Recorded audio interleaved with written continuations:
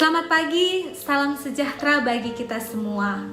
Saudara, salahkah ketika seseorang memiliki impian dalam hidup ini? Bagi saya pribadi, tidaklah salah jika seseorang memiliki impian di dalam hidup ini.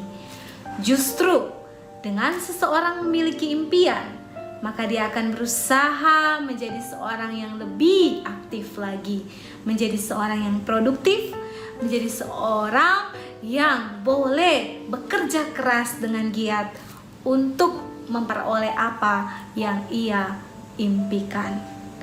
Di dalam dunia ini ada banyak hal-hal yang besar terjadi ketika diawali dengan mimpi yang kecil. Sebut saja seorang yang bernama Mary Riana.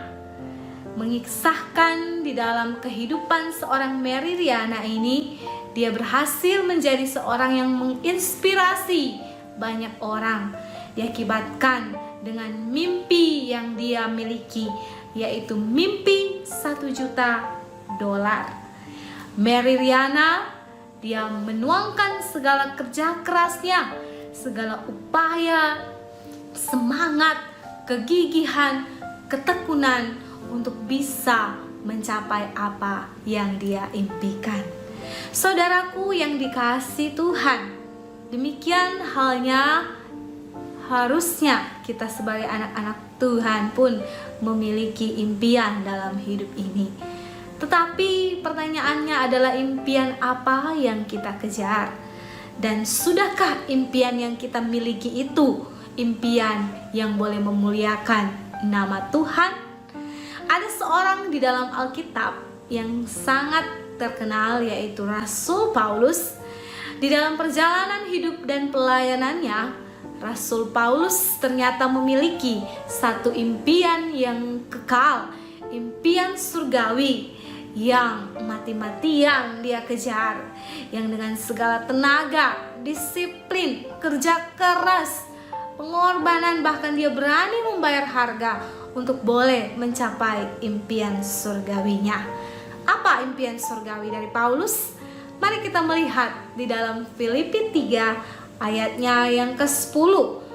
Firman Tuhan berkata demikian, "Yang ku kehendaki ialah mengenal Dia dan kuasa kebangkitannya dan persekutuan dalam penderitaannya, di mana aku menjadi serupa dengan Dia dalam kematiannya."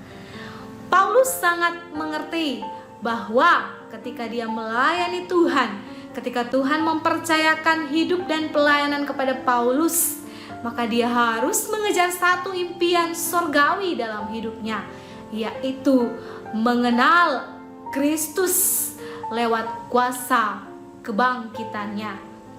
Kata yang ku kehendaki di ayat yang 10 ini, seolah-olah Paulus ingin berkata, yang ku harapkan, yang ku inginkan, yang ku impikan, yaitu mengenal Allah, mengenal Kristus yang memanggil dia sebagai pelayan Tuhan, sebagai orang yang terus mengasihi Tuhan dan menjangkau jiwa bagi Tuhan. Saudaraku yang dikasihi Tuhan, Paulus dia menyaksikan di dalam hidupnya ketika dia belum bertemu dengan Tuhan, dia banyak hal yang dia banggakan, termasuk dia berkata bahwa dia adalah orang Ibrani asli. Dia disunat pada hari yang ke-8. Masalah hukum Taurat dia ahlinya. Tetapi sesungguhnya ketika dia sudah mengenal Tuhan, dia sudah mengalami Kristus di dalam hidupnya, dia menganggap segala hal yang dia banggakan dulunya itu hanyalah sampah belaka.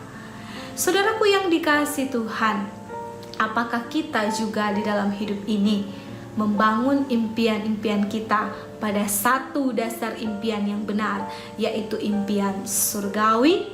Sudahkah kita memiliki impian surgawi seperti Paulus yang berkata bahwa aku ingin mengenal Kristus dengan kuasa kebangkitannya? Inilah yang akan mendorong kita supaya kita menjadi anak-anak Tuhan yang maksimal menjalani hidup ini. Saudaraku, Paulus ketika dia mengejar impian surgawinya, dia pun berusaha mengejar dengan sepenuh hati.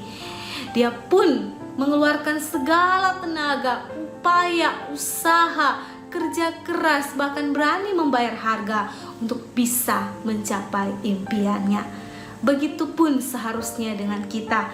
Ketika kita sudah memiliki impian surgawi untuk mau mengenal Tuhan, kita pun mau berdisiplin diri, menuntut diri untuk boleh sungguh-sungguh belajar mengenal Kristus yang hidup di dalam kita setiap hari.